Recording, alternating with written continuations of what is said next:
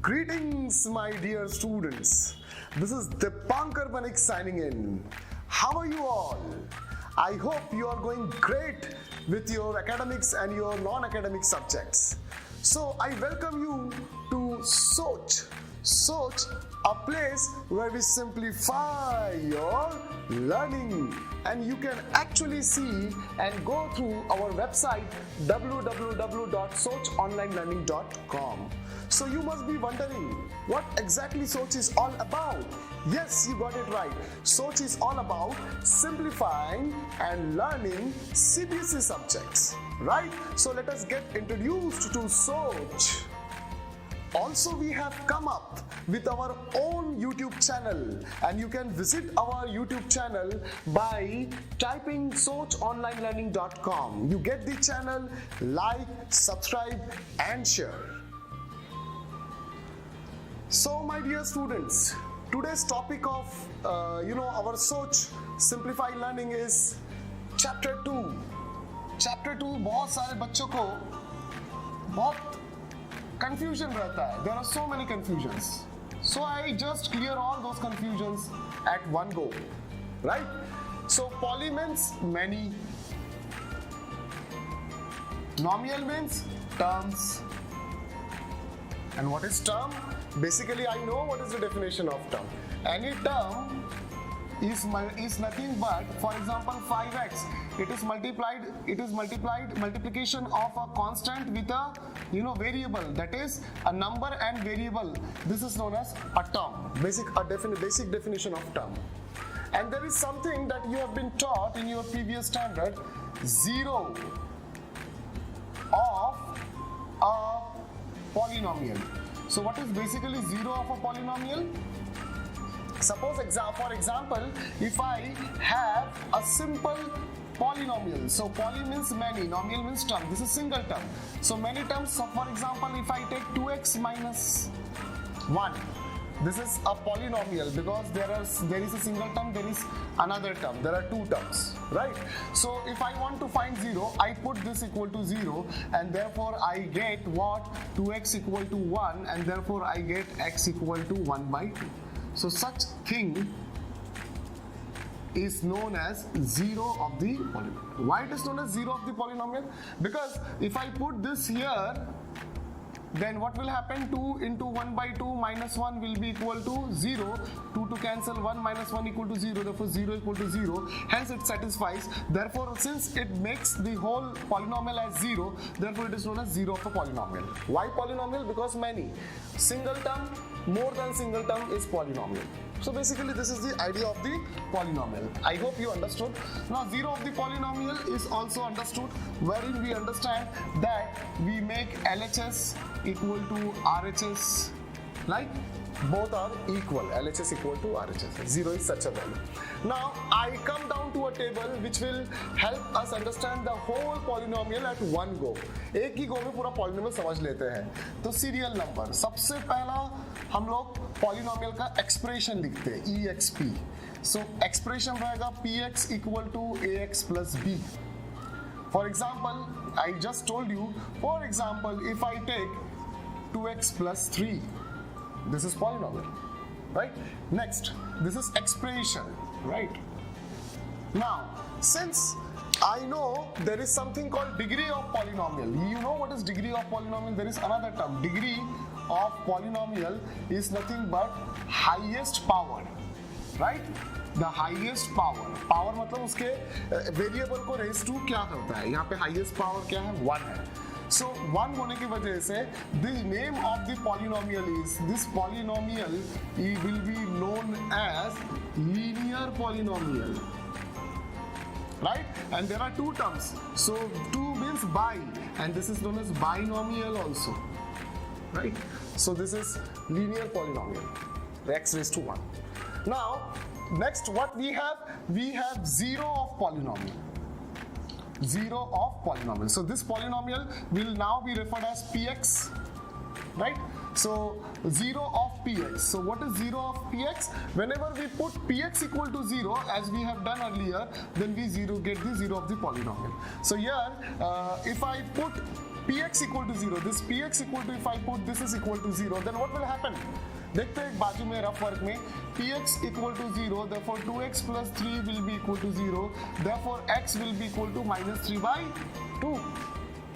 Therefore, in the similar manner, in general we can say x will be equal to minus c, मतलब minus b by a. So यहाँ पे polynomial का answer जो आएगा, x का जो answer आएगा वो क्या आएगा? minus b by a, और इसका नामकरण होता है अल्फा. So this is 1. खत्म. So ये हमारा लीनियर पॉलिनोमियल हो गया खत्म. और इसका ये दिखता कैसे? हाउ डू आई नो कि ये पॉलिनोमियल दिखता कैसे? So what is the graph of this polynomial? The graph of this polynomial when you draw, we draw with the help of our graph paper. So how do I draw this paper?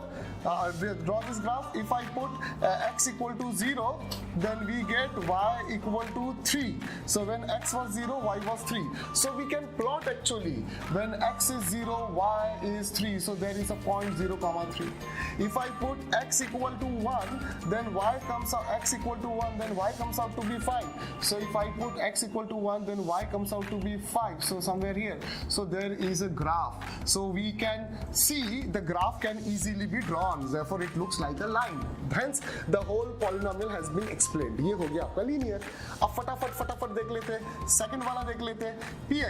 px अगर मैंने लिखा ax square plus bx plus c, अर्थात for example if I right one example px will be equal to x square minus 5x plus 6. Like here a was 2, b was 3. Right यहाँ पे a क्या है? Of course a कुछ नहीं दिया, मतलब 1, b minus 5 and c 6. So इसमें 3 terms है, तो इसको हम लोग बोल सकते हैं दिस इज ट्राइनोमियल. एंड इसका हाईएस्ट पावर क्या है? 2 है. तो हाईएस्ट पावर अगर 2 है तो इसको क्या बोला जाता है? Quadratic. Why it is known as quadratic? Quadra तो बहुत सारे लोग 4 बोलते हैं. Quadratic इसलिए because it represents something of this sort. जैसे for example, if this is area of a square, if this is side x, then it comes out to be x into x, which is x square, and therefore it is related to a quadrilateral, therefore quadratic. This is basically the example, है ना? Just to give you an insight. आप इसका px equal to 0 करेंगे तो क्या होगा हाल? चलो देख लेते हैं. If I do the rough work over here only, if I do px equal to 0, तो px इक्वल टू 0 हो जाएगा, तो इसके फैक्टराइजेशन होंगे x minus 2, x minus 3 equal to 0, तो x equal to 2, x equal to 3 निकलता है. ऐसे दो वैल्यूज निकलते हैं, ऐसा हम लोग को समझा. तो यहाँ पे ना 2 वैल्यूज क्या निकलता है उसको हम लोग को जानना है. तो कैसे जानेंगे? ऐसे डायरेक्ट तो हम लोग बता नहीं सकते, इसलिए what we generate a relationship between this are known as coefficients and this is known as 0. So we develop the relationship between coefficient and 0. ये बात तो पक्की है कि यहाँ पे 2 zeros आएंगे, अल्फा एंड बीटा. यहाँ पे कितने zeros थे? 1 0. ना इनके बीच में रिश्ता क्या होता है वो देख लेते हैं. एक होता है alpha plus beta sum of root, और एक होता है product of root. So alpha plus beta जो होता है इसको याद कर लेते हैं. ठीक इसी अल्फा की तरह होता है माइनस बी बाई ए, और जो अल्फा इंटू बीटा होता है यहाँ पे जैसे माइनस बी बाई ए, यहाँ पे एक सी एक्स्ट्रा आ गया तो सी बाई ए होता है. इसका प्रूफ देख लेते हैं. जैसे फॉर एग्जाम्पल यहाँ पे 2 and 3 हमारा आंसर आया, राइट. सो 2 क्या कहलाएगा? अल्फा, और 3 क्या कहलाएगा? बीटा. सो 2 plus 3 कितना आना चाहिए? 5. तो हम लोग देख सकते हैं आंसर बराबर 5. ये मैच हो रहा है कि नहीं? अब माइनस बी कितना? माइनस ऑफ माइनस 5, और नीचे क्या आएगा? 1. सो देखो बराबर प्लस 5 इक्वल टू माइनस 5 बराबर 5 आ गया. उसी तरीके से हम लोग देख सकते हैं यहाँ पे 2 into 3 क्या है? 6. 2 अल्फा इंटू 6, और c बाई ए 6 है कि नहीं देखते हैं. c कितना है? 6, और a कितना है? 1. 6 by 1 equal to 6, 6 equal to 6, मतलब ये भी वेरीफाई हो गया. तो हमारा ये फॉर्मूला भी एकदम इजीली हमको समझ में आ गया कि ये क्वाड्रेटिक होता है, राइट. अब इसका ग्राफ कैसा होगा? बड़ा साधारण सी बात है. इसका ग्राफ के लिए हम लोग क्वाड्रेटिक का जो ग्राफ ड्रॉ करते हैं, तो अगर आप देखोगे गौर से तो इसका ग्राफ कुछ ऐसा करके ऐसा है, random graph. This is parabola in nature. आप प्लॉट करके देखिए तो आपको पता चल जाएगा. जैसे एक साधारण सा ग्राफ लेते हैं x स्क्वायर को जब प्लॉट करेंगे, जान के चलो हम लोग ने ये polynomial y equal to x square ले लिया, तो जब ये 0 डालेंगे तो ये भी क्या निकलेगा 0, तो ये पहला पॉइंट। जब यहाँ पे हम लोग 1 डालेंगे 1 का स्क्वायर तो क्या निकलेगा 1, तो 1 का स्क्वायर 1 निकलेगा। फिर जब मैंने यहाँ पे -1 डाला तो भी तो 1 निकलेगा, तो -1 का भी 1 निकलेगा।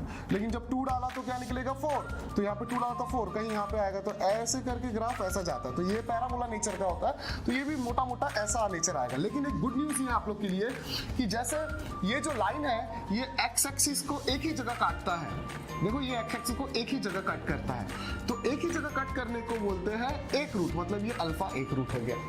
और यहाँ पे कितने जगह कट कर रहा है बच्चा, यहाँ पे 2 जगह अल्फा एंड बीटा, तो ये 2 जगह हो गया। और हमको ये भी पता है ये अल्फा क्या आएगा -b/a, यहाँ पे अल्फा और बीटा क्या आएगा, ये अल्फा और बीटा जैसा हमारे यहाँ पे 2 and 3 आया था वैसा आंसर आएगा। सो ये हो गया दूसरा। अब लास्ट और वो हो जाएगा हमारा तीसरा। ये लास्ट होने के बाद आप लोग को पूरा चैप्टर एक बार में दिख जाएगा, है ना। सो यही तो हमारा सोच का पर्पस है कि सिंप्लीफाई करना। तो px क्या लेंगे बोलो क्लास, पहले ax⁻1 था, फिर 2 हो गया, अभी ax के टकले पे क्या जाएगा, x के टकले में 3, फिर क्या आ जाएगा bx², है ना, फिर क्या आ जाएगा cx, फिर क्या आ जाएगा d। अब मुझे बताइए कि इसका एग्जांपल हम लोग ऐसा लिख सकते हैं, फॉर एग्जांपल मेरे जहन में जो है दिमाग में, we can always take like this is px। फिर इसका हम लोग क्या बोलेंगे, हाउ मेनी टर्म्स, 1 2 3 4, सो इसको हम लोग बोल सकते हैं टेट्रानोमियल, सो वी कैन से टेट्रानोमियल, तो आप उसका नामकरण कर सकते हो। But now what I see 3 is the highest power, 3 को क्या बोलते हैं, क्यूबिक पॉलिनोमियल, है ना। और इसका 0 निकालने के लिए एज यूजुअल हम इसको क्या पुट करेंगे 0। अब हम लोग इसका फैक्टराइजेशन देख सकते हैं, x-1, x-2, x-3, ये आप लोग चेकआउट करना। बेसिकली मुझे आपको बताना कितने आसानी से हम कर सकते हैं। इससे x1 आएगा, x2 आएगा, x3 आएगा, मतलब हमारे पास कितने जीरोस है, अल्फा बीटा गामा, सो 3 जीरोस है, तो इसके रिलेशनशिप भी 3 होंगे। जैसा अभी ये बॉक्स हो गया और एक बॉक्स क्रिएट करते हैं, और ये बॉक्स आप मुझे क्रिएट करके दिखाओगे। पहले क्या आएगा, sum of root alpha plus beta plus gamma, फिर इसके बाद क्या आएगा, plus alpha plus beta plus gamma आ गया, फिर क्या आएगा, दोनों का combination alpha beta beta gamma gamma alpha, कैसे लिए, एक alpha beta beta gamma gamma alpha, cyclic order में, है ना। फिर क्या आ जाएगा, जैसा अल्फा बीटा आया अल्फा बीटा गामा, और आप अपने आप बोल पड़ोगे। देखिए मैं आपको समझाता हूँ, पहले क्या था, जब ए बी था तो -b/a, जब ए बी सी आया तो -b/a वही रहा, तो मतलब यहाँ पे भी -b/a वही रहेगा। फिर क्या आया +c/a, तो यहाँ पे भी +c/a रहेगा, है ना। लेकिन अभी कौन एक्स्ट्रा का आ गया, d, तो पहले माइनस आया फिर प्लस आया, फिर देखा जाए तो फिर क्या आएगा, -d/a आएगा। तो ऐसे याद रखना, पहले माइनस, फिर माइनस प्लस, फिर माइनस प्लस माइनस, पहले b के नीचे, सबके नीचे a है, पहले किस में b, दूसरे किस में bc, तीसरे किस में bcd, तो आप लोग कभी नहीं भूलोगे।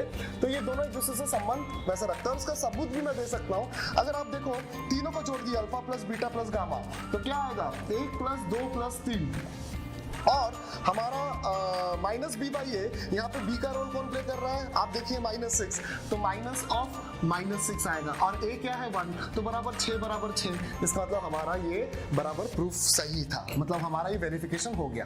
अब इसका जो ग्राफ रहेगा, अगर आप इसका ग्राफ ड्रॉ करोगे तो थोड़ा सा ऐसे लहर जैसे आता है, तो ग्राफ जो आता है वो लहर जैसे आता है, तो कैसे आता है, ऐसे ऐसे ऐसे, तो कितने जगह कट करेगा, 3 जगह, एक होगा अल्फा, एक होगा बीटा, एक होगा गामा। इस प्रकार से पूरा का पूरा पॉलिनोमियल चैप्टर आपको एक बार में एक टेबल में हम लोग ने दिखा दिया, और जिसमें 4 कॉलम थे, 1 2 3 4। Is this okay? Let's check out. So, in this similar manner, we can actually visualize all this concept using our recorded classes like this, and you can get simplified notes like this. At the same time, you can practice more by using our question bank, questionnaire and MCQs like this. So, for getting all this under one roof, you must visit our website SOCHOnlinelearning.com, and I would appreciate if you like, subscribe, share our channel and of course our website. Thank you.